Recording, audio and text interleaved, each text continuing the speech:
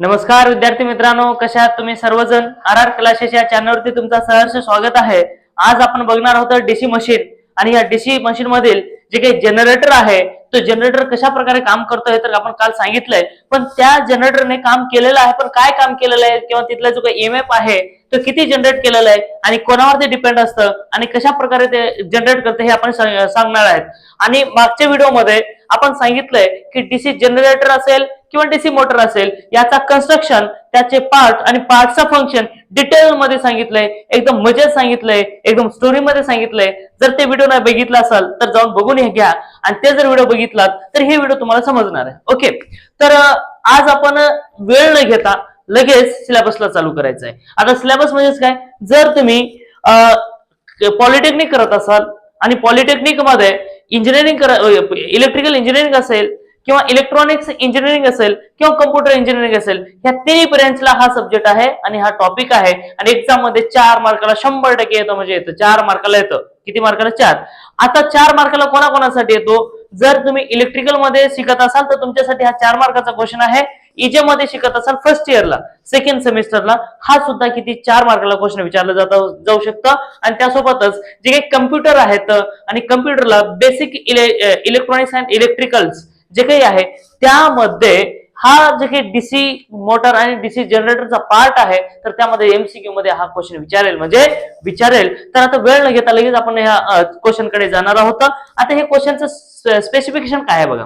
जे काही स्पेसिफिकेशन तो काय आहे, हे ईएमएफ इक्वेशन आपल्याला बघायचं आहे. पण कोणाचं बघायचं आहे? डीसी जनरेटरचा. मग डीसी जनरेटर काय करतो? डीसी जनरेट करण्याचं काम करत असतो, म्हणून त्याला म्हणायचा डीसी जनरेटर. आपण हसत खेळत शिकणार आहे. ओके, एकदम मजा करत शिकणार आहेत, एकदम गावरान भाषेमध्ये शिकणार आहेत. तर तुम्ही शेवटपर्यंत व्हिडिओ बघा आणि व्हिडिओ जर बघितला 100% तुम्हाला समजणार आहे. आणि एक्झाम मध्ये 4 मार्क तुम्हाला भेटणार आहेत. किती? 4 मार्क भेटणार आहेत. तर ते 4 मार्कसाठी तुम्हाला थोडीशी मेहनत करावी लागेल की नाही? ओके, करा. तर नेमली बघा काय होत असतो माहितीये का, जे काही डीसी जनरेटर आहे तो डीसी जनरेटर काय काम करत असतो? जर तुम्ही याला इनपुट ऍज मेकॅनिकल एनर्जी दिलात, काय मेकॅनिकल एनर्जी जर तुम्ही इनपुट दिलात तो त्याला आउटपुट मध्ये भेटतो आपल्याला. म्हणजे मेकॅनिकल एनर्जी इनपुट दिला तर आउटपुट मध्ये भेटणार आहे तुम्हाला इलेक्ट्रिकल एनर्जी. कोणती एनर्जी भेटणार आहे? Electrical energy. मग ती जी काही इलेक्ट्रिकल एनर्जी आहे ती कशाच्या फॉर्म मध्ये असेल तर ती असेल डीसी मध्ये. कशी असेल? डीसी मध्ये. म्हणजे we can give to the input of mechanical energy to the generator, then it's convert electrical energy in form of DC. म्हणजे डीसी मध्ये तुम्हाला आउटपुट भेटणार आहे. एकदम सोपं आहे, काहीच नाही. म्हणजे तुम्ही इनपुट हा जनरेटरला काय द्यायचं आहे? काय द्यायचं तुम्हाला? Mechanical energy. मग मेकॅनिकल एनर्जी म्हणजेच काय? Which can drive. काय करणार आहेत तुम्ही? त्याला ड्राईव्ह करणार आहेत. ड्राईव्ह म्हणजेच काय? फिरवणार आहेत. मग कोणाला फिरवणार आहेत? तर तिथला जो काही रोटर आहे, कोणाचा रोटर? त्या जनरेटरचा रोटर आहे, त्याला फिरवायचं आहे. मग त्याला जेव्हा तुम्ही फिरवाल तेव्हा त्याच्यामध्ये ईएमएफ तयार होणार आहे. मग कशाने फिरवणार आहे तुम्ही? हाताने फिरत बसणार आहेत का रात्रभर दिवसभर? हाताने फिरवता का? नाही. हाताने फिरवत बसायचं का? नाही. ठीक आहे, हाताने फिरवलं तरी एनर्जी तयार होणारच आहे. पण किती वेळेस फिरवणार आहेत? किती दिवस फिरवणार आहेत? हात तर दुखेल ना तुमचा. तर त्यासाठी आपण इंजिनचं काम घेतो, म्हणजे इंजिनला कामाला लावतो. इंजिन म्हणजे काय? पेट्रोल इंजिन असेल किंवा डिझेल इंजिन असेल किंवा वॉटर टर्बाईन असेल किंवा न्यूक्लिअर टर्बाईन, म्हणजे कुठली का टर्बाईन असेल किंवा स्टीम टर्बाईन असेल, म्हणजे त्याच्याने फिरवतो. म्हणजे फिरवलं की त्या ठिकाणी आपल्याला इलेक्ट्रिकल एनर्जी भेटते. मग ती इलेक्ट्रिकल एनर्जी कशी भेटणार आहे आणि काय भेटणार आहे ते बघू आपण. तर बघा काय म्हणताय, an equation for EMF industry can be obtain as under. म्हणजेच काय? जे काही अंडर आहेत म्हणजे काय? खाली. अंडर म्हणजेच काय? आपण खाली सांगणार आहेत की ईएमएफ इक्वेशन किती भेटणार आहे. आणि त्यासोबतच म्हणताय की the according to Faraday's law of induction magnitude of EMF induced in the conductor is. आता खाली आहे म्हणजे काय? According to Faraday's law. आता फॅराडे भाऊने काय सांगितलंय आपल्याला सांगा बरं. फॅराडेला काय सांगितलंय? फॅराडेने सांगितलंय की एखादा कंडक्टर मॅग्नेटिक फील्ड मध्ये तुम्ही फिरवता तर त्याच्यामध्ये ईएमएफ इंड्यूस होते. काय म्हणताय? फॅराडे भाऊने काय सांगितलं की बाबा एखादा कंडक्टर आहे. कंडक्टर म्हणजे माहिती आहे का रे काय असतो? म्हणजे which can carry the current. म्हणजे करंटला फ्लो करण्यासाठी जे काही वापरलेला एलिमेंट आहे, जो काही पदार्थ आहे त्याला म्हणायचं कंडक्टर. मग आता ते अल्युमिनियमचा असू शकतो, आयर्नचा असू शकतो किंवा कॉपरचा, पण डिपेंड्स ऑन रेजिस्टिव्हिटी. जेवढी चांगली तुम्हाला रेजिस्टिव्हिटी म्हणजे कमी असेल, जेवढं कमी असेल तेवढं जास्त कंडक्टन्स म्हणजे तेवढं जास्त कंडक्टन्स राहणार आहे. म्हणजे थोडक्यात जेवढी कमी रेजिस्टिव्हिटी तेवढा चांगला. मग सगळ्यात चांगली कमी जे काही रेजिस्टिव्हिटी आहे ते कॉपरची आहे, म्हणून जनरली आपण कॉपरचा कंडक्टर वापरतो. मग ते कॉपरचा कंडक्टर वापरायचा आणि तिथं इलेक्ट्रिकल एनर्जी तयार करायची. म्हणजे मॅग्नेटिक फील्ड घ्यायची, मॅग्नेटिक फील्ड मध्ये कंडक्टर फिरवायचा आणि जेव्हा फिरवलं तेव्हा त्याच्यामध्ये ईएमएफ इंड्यूस होतो. पण किती होतो काही सांगितलं ना, किती होतो मग ते करायचंय. किती होतो ते करायचंय. म्हणजे बघा काय सांगितलं आता, according to Faraday law of electromagnetic induction, त्यांनी सांगितलं की बाबा जे काही ई तयार होणार आहे किंवा ईएमएफ तयार होणार आहे तो होईल डी फाय बाय dt. किती होणार आहे? D phi by dt. आता डी फाय म्हणजेच काय? The change of flux with respect to time. काय म्हटलं बघा ते? द चेंज ऑफ बघा ईएमएफ. डी फाय म्हणजेच काय? Change of flux. डी म्हणजेच काय? डिफरन्शिएट. काय? डेरिव्हेटिव्ह आहे. म्हणजे काय? इथं चेंज होतो, change of flux with respect to change in time. म्हणजे टाइम सोबत फ्लक्स चेंज होतोय, याला म्हणणार आपण डी फाय बाय dt. आता डी फाय बाय dt सांगितलं बरोबर आहे, हेच काही चुकीचं नाही. पण एवढ्यामध्ये ईएमएफ येतो का? नाही ना. ह्याच्यामध्ये येईल का? नाही. अजून काही आहेत. मग अजून काय आहे बघा, अजून काय आहे म्हणजे जेवढं काही पोल तयार केलेला फ्लक्स आहे, म्हणजेच काय? It can produce the pole flux. काय? Pole flux. म्हणजे पोल फ्लक्स जो काही प्रोड्यूस करणार आहे त्याला काय म्हणणार आहे तर फ्लक्स. म्हणजे which flux are cut the conductor. काय म्हणतो बघा, it produce the pole of flux which can cut the conductor of the flux. म्हणजे जे काही पोलने तयार केलेला फ्लक्स आहे म्हणजेच काय? P phi. किती आहे? P phi. मग हे काय झालं? Pole flux. काय झालं? हा पोल फ्लक्स इन वेबर. कशामध्ये आहे? In weber. आणि त्यानंतर पोल फ्लक्स इन वेबर हे जनरेट झालेलं आहे. आणि त्यानंतर जे काही कट करतो ते काय करतो बघा, जे काही नेक्स्ट पॉईंट घेतो मी इथं, म्हणजे थोडी जागा ठेवेल आपल्याला म्हणजे लागेल. मग आता पी फाय झाला म्हणजे पोल फ्लक्स झाला. आणि जेव्हा फ्लक्स हा तयार झाला आणि त्या फ्लक्सला कट करण्यासाठी आपण कंडक्टरला फिरवतो. काय करतो आपण? एवढं तर पी फाय तर झाला, म्हणजे पोलने फ्लक्सला तयार केलेला आहे म्हणून पी फाय घेतला आणि ह्या पी फायला आपण कट करणार आहोत. कशाने? कंडक्टरने. मग कंडक्टरला फिरवावं लागेल. कंडक्टरला काय करावं लागेल? फिरवावं लागेल. म्हणजे इट इज अँग्युलर व्हेलॉसिटी. म्हणजे जेव्हा फिरतो तेव्हा त्याच्यामध्ये अँग्युलर व्हेलॉसिटी असते. बरोबर. मग अँग्युलर व्हेलॉसिटी काय असते तुम्हाला माहिती आहे? 2 पाय एफ एन. काय असते? 2 पाय एफ एन असते. पण त्या टाइप मध्येच जे काही रोटेशन आहेत ते रोटेशन कंप्लीट करण्यासाठी तुम्हाला काय घ्यावं लागेल? तर 60 divided by N rotation of the conductor. आता बघा सांगतो, ह्याचं बी कन्सेप्ट सांगतो. Rotation of conductor. काय आहे? Rotation of conductor. ओके. आता बघा कंडक्टर फिरतो पण काहीतरी स्पीड असणार आहे ना. पण स्पीड हे मेजर करतो आपण आरपीएम मध्ये. कशामध्ये? आरपीएम मध्ये. पण इथं टाइम लागणार आहे आपल्याला. मग ते टाइम लागणार आहे सोबत त्याची काय होणार आहे? टाइम सोबत काय होणार आहे? तो फिरणार आहे. मग फिरेल तर काय फिरेल? 60 बाय एन. कारण 60 बाय एन कारण आपल्याला सेकंद मध्ये पाहिजे. टाइम कशामध्ये असतो रे? सेकंद मध्ये असतो का नाही? हा. मग आता सेकंद मध्ये पाहिजे म्हणजे थोडक्यात मी काय करतो माहितीये का? ह्याला डीटी ने इंडिकेट करतो. कशाने करतो मी? डीटी ने इंडिकेट करतो. कारण चेंज इन टाइम आहे. मग टाइम सोबत कंडक्टर फिरतो. मग फिरलेला जे काही रोटेशन आहे ते सेकंड मध्ये असं कशामध्ये? मिनिट मध्ये असतो. मग त्याला आपल्याला कशामध्ये पाहिजे? सेकंड मध्ये पाहिजे. मग हे जे काही वापरलेत आपण एन ते कशामध्ये? मिनिट मध्ये. आपण आपल्याला सेकंड मध्ये पाहिजे म्हणून काय केलं आपण? 60 डिवायडेड बाय एन केलं डीटी. मग जिथं डी फाय आहे ह्याला पी फाय ला काय म्हणतो मी? डी फाय म्हणतो. ओके.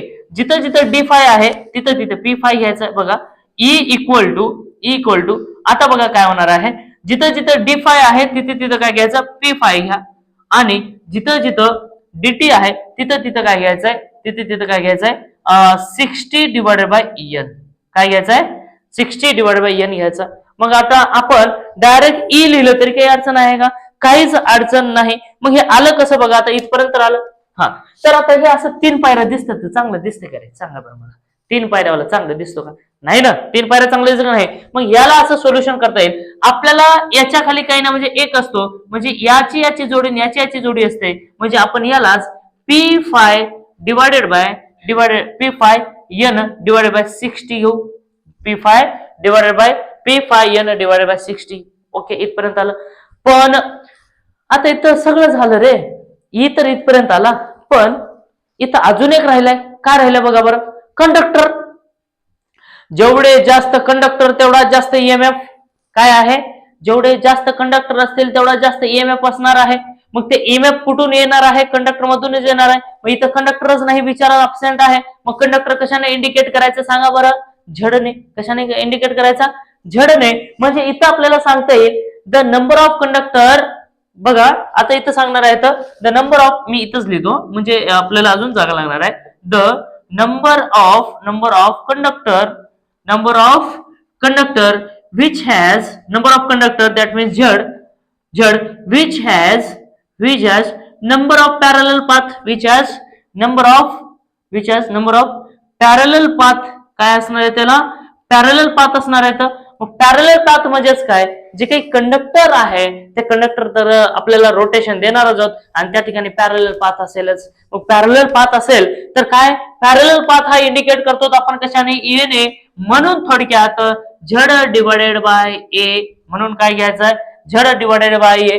मग कंडक्टर असेल, एक कंडक्टर असेल, केवढे का कंडक्टर असणार, मग त्याला पॅरलल पाथ असेल की. पॅरलल पाथ म्हणजे काय, असे वाउंड करतो त्यावेळेस जे काही कडेचे हे दिसतात, म्हणजे वाइंडिंगचे कडेचे जे काही टोक असतात ना, म्हणजे ह्या साईडला की ह्या साईडला एक वाइंडिंग असते, म्हणजे आपण वाइंडिंग करतो तेव्हा ह्या साईडला जे काही भेटतो त्याला म्हणायचं पॅरलल पाथ.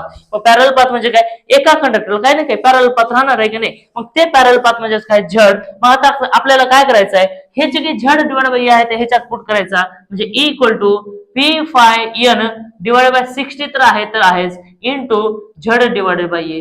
काय आहे, झड डिवाइडेड बाय ए. इथपर्यंत आलं. मग आता आपल्याला ह्याला जेव्हा सिम्प्लिफाय करणार आहे ते काय येणार आहे बघा, P phi Z N divided by 60 ए. म्हणजे झडने ह्याला इंडिकेट करा, म्हणजे झडने ह्याला मल्टिप्लाय करा, म्हणजे झड आला. म्हणजे काय आला बघा, P phi Z N divided by 60 A. हा तुमचा आलेला ईएमएफ इक्वेशन. म्हणजेच काय, E equal to P phi Z N divided by 60 A. अरे ए राहिलं ना इथं, ओके. म्हणजे हे आला. आणि ह्याचं जो काही इक्वेशन आहे त्याला म्हणायचं व्होल्ट. ह्याला काय म्हणायचं आहे, व्होल्ट म्हणायचं आहे. तर अशा प्रकारे आपल्याला डीसी जनरेटरचा इक्वेशन भेटला का नाही. किती सोपं आहे, अवघड आहे का, नाही ना. हे 4 मार्काला एक्झाम मध्ये येते. किती मार्काला येते, 4 मार्काला. मग फुकटचे 4 मार्क घेऊन जायचे आहेत ना भाऊ तुला, बरोबर आहे का नाही. मग तू अभ्यास करायला पाहिजे का नाही, अभ्यास करायला पाहिजे. मग एवढं सोपं आहे पण आपल्याला कळत नाही, कारण आपल्याला काही समजत नाही. हा समजत नाही का, आपलं लक्ष असतं दुसरीकडे. मग दुसरीकडे लक्ष ठेवायचं का, दीदी तुला पण सांगतोय, भाऊ तुला पण सांगतोय. हा बघ, लक्ष दे. हा आता बघ, आता काय सांगायचं माहितीये का, पी म्हणजे काय. सर एवढं सगळं सांगितलं हो, पण पी म्हणजे काय सांगितलं नाही, फाय म्हणजे काय सांगितलं नाही, झड म्हणजे काय सांगितलं नाही, आणि एन म्हणजे पण काय सांगितलं नाही. मग तेवढं एक वेळा सांगा की. अरे सांगत ना भाऊ तुझ्यासाठी काय पण. बघ आता बघ ना, मी इथं सांगतो. हा पी फॉर, आता मी इथं सांगतो P for pole. P for pole. Pole, आता पोल म्हणजे पोलॅरिटी आपण काल सांगितलंच की रे, काल सांगितलं ना. दीदी तुला पण सांगतोय, काल सांगितलं का नाही, सांगितलं ना. मग पी फॉर पोल म्हणजे number of pole of the generator. Okay, number of pole of generator. काय आहे, जनरेटर. म्हणजे P for number of pole of the generator म्हणजे पी झाला. त्यानंतर फाय म्हणजेच काय, फ्लक्स पर पोल. फाय म्हणजेच काय, फ्लक्स पर पोल. एका पोलचा फ्लक्स म्हणजे फाय. बघा फाय म्हणजेच काय, फ्लक्स पर पोल. म्हणजे याला काय म्हणणार तुम्ही, फाय. राईट आहे ना. अरे समजतं का नाही भाऊ, अरे समजून घ्या ना. हा ओके. त्यानंतर नेक्स्ट आहे पी फाय झाला. त्यानंतर झड. आता काय आहे, झड. आता काय आहे, झड म्हणजेच काय, झड म्हणजे आहे नंबर ऑफ कंडक्टर. झड म्हणजेच काय, नंबर ऑफ कंडक्टर. आता कंडक्टर कुठं असतात माहितीये का नाही तुम्हाला, जिथं वाइंडिंग तिथे कंडक्टर. अरे कंडक्टर शिवाय सगळी जिंदगी अधुरी आहे ना त्या जनरेटरची. मग झड तुम्हाला पाहिजे का नाही, पाहिजे ना. म्हणजे जनरेटरची जिंदगी आहे झड म्हणजेच काय, कंडक्टर. आणि कंडक्टर सध्या जनरेटर काही कामाचंच नाही. ओके, तसंच म्हणजे झड म्हणजेच काय, कंडक्टर ऑफ दी वाइंडिंग. काय म्हणणार तुम्ही, कंडक्टर ऑफ दी वाइंडिंग. काय म्हणणार तुम्ही, कंडक्टर ऑफ दी वाइंडिंग. समजलं का नाही, हा कंडक्टर आहे. हा त्यानंतर झड झाला, एन झाला. अरे आता एन आहे ना, एन म्हणजे काय रे, एन म्हणजेच काय सांगा बरं पटापट. एन म्हणजे काय, turns of the winding. N म्हणजेच काय, टर्न्स ऑफ दी वाइंडिंग. सोपं आहे का नाही. हा एन म्हणजेच काय आहे, टर्न्स ऑफ दी वाइंडिंग. सोपं आहे, बरोबर आहे. बघा आता एन म्हणजेच काय, एन म्हणजेच काय, अरे थांबा ना. ओके चला, एन म्हणजेच काय, टर्न्स ऑफ दी वाइंडिंग. बरोबर आहे, बरोबर आहे, टर्न्स ऑफ दी वाइंडिंग. हा ते काही तुम्ही सांगता येते, बरोबर आहे ना. पण हे इथं नाही भाऊ, हे टर्न्स ऑफ दी वाइंडिंग इथं नाही, ट्रान्सफॉर्मरला आहे. कुठे आहे, ट्रान्सफॉर्मरला. पण हे इथं एन म्हणजेच काय, स्पीड ऑफ दी कंडक्टर किंवा स्पीड ऑफ दी आर्मेचर. याला काय म्हणणार तुम्ही, speed in RPM of the conductor. म्हणजे थोडक्यात मी ह्याला सांगतो speed of rotor, speed of rotor in RPM. कशामध्ये असते, रोटेशन पर मिनिट. कशामध्ये असते, रोटेशन पर मिनिट मध्ये असते. म्हणजे एन, रोटेशन पर मिनिट मध्ये काय असतो, एन. मग राहिलं काय आता ए, आता काय आहे ए इक्वल टू रे, A equal to A A A A म्हणजे काय, ए म्हणजेच काय, ए म्हणजे काय, parallel path of the conductor. काय आहे, parallel path of the conductor म्हणजे कोण, ए. आता बघा पॅरलल पाथ आहे, कशाचा आहे, त्या कंडक्टरच्या वाइंडिंगचा पॅरलल पाथ म्हणजेच म्हणायचं पॅरलल पाथ. काय आहे, पॅरलल पाथ. याला काय म्हणणार तुम्ही, parallel path of the conductor. काय म्हणणार मी, parallel path of the conductor. म्हणजे अशा प्रकारे बघा, E for EMF equation, E for EMF equation म्हणजे काय, व्होल्टेज आहे. त्यानंतर पी म्हणजेच काय, number of the pole. Q phi म्हणजेच काय, flux of the pole per pole. त्याच्यानंतर झेड म्हणजेच काय, कंडक्टर ऑफ दी वाइंडिंग. त्यानंतर एन म्हणजेच काय, speed of rotor in RPM. आणि त्यानंतर ए म्हणजेच काय, parallel path of the conductor. अशा प्रकारे हा ईएमएफ चा इक्वेशन 4 मार्काला येते, 4 मार्काला देऊन जाते. किती मार्काला, 4 मार्काला. अरे एवढं सोपं आहे भाऊ, थोडं शिकून घ्या की. शिकून घेतलं तर तुमचंही भलं होईल ना. आणि तुम्ही जर चॅनलला नवीन असाल तर सबस्क्राईब करून घ्या, जेणेकरून माझंही भलं होईल, मलाही समजेल. अरे आपले विद्यार्थी आहेत, लाडके विद्यार्थी आहेत, एकदम बढी आहेत, चांगले व्हिडिओ बघतायत हे मला वाटेल.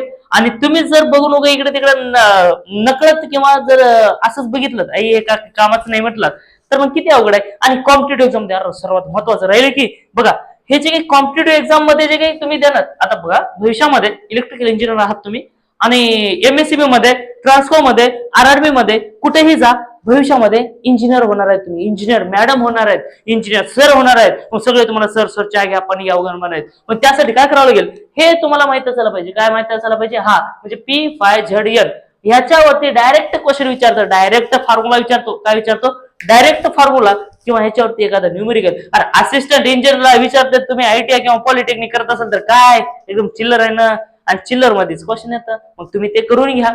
ओके, तर मी थोडंसं रॅपिड फाइंड आउट म्हणजे रॅपिड घेतो थोडासा. रॅपिड फायर राऊंड जर घेतलं तर तुमचेही क्वेश्चन जे काही असतील ते डाऊट क्लिअर होऊन जाईल. बघा जनरेटर काय करत असतो, जनरेटर काय करत असतं, which can generate the electricity in form of DC. म्हणजे डीसी मध्ये काय करत होतं, जनरेट करण्याचं काम करत असतं. आणि त्यानंतर we can give to the input of the mechanical energy, then take out from the generator. We can take out the DC supply from generator. म्हणजे आपण इनपुट देतो कोणाला, मेकॅनिकल एनर्जी, आणि भेटते काय आपल्याला, इलेक्ट्रिकल एनर्जी, त्याचं नाव जनरेटर. आणि which can work on the principle of Faraday's electromagnetic induction. आणि इलेक्ट्रोमॅग्नेटिक इंडक्शन वरती काम करतो. म्हणून त्याचे काही इंडक्शन आहे तो EMF इक्वल टू P म्हणजे फाय d5 बाय dt. मग त्यानंतर d5 म्हणजेच काय, change of flux with respect to time, म्हणजेच काय P5 पोलने तयार केलेला फ्लक्स. त्यानंतर काय, टाइम म्हणजेच काय, टाइम हा चेंज होतो म्हणजे रोटेशन चेंज होणार, 60/n घ्या आणि ह्या दोघांचा गुणाकार करून टाका. गुणाकार केल्यावर एवढा आला. आणि त्यानंतर झड बाई आहे, कारण पॅरल पाथ असतात, जिथं जिथं झड तिथे तिथं पॅरल पाथ म्हणून हा अशा प्रकारे आलेला आहे. आणि जर तुम्ही चॅनलला नवीन असाल तर आता सबस्क्राईब करून घ्या, जेणेकरून नवीन नवीन व्हिडिओ तुमच्यापर्यंत पोहोचतील. तर अशा प्रकारे व्हिडिओ कसा वाटला कमेंट करून सांगा. आणि त्यासोबतच जे काही तुम्हाला अजून व्हिडिओ पाहिजे आहेत ते तुम्ही कमेंट करत चला, मी त्याच्यावरती व्हिडिओ बनवतो. Thank you, take care, bye bye, all the best.